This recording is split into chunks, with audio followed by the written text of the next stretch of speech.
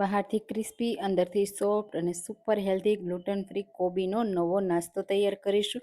તો બધાનો ફેવરિટ થઈ જશે. એના માટે એક નંગ કોબી લઈશું, એમાંથી અડધો ભાગ કરીશું અને એને આ રીતે કટ કરી ચોપરમાં એડ કરી લેશું અને ઝીણું એવું ચોપ કરી લેશું.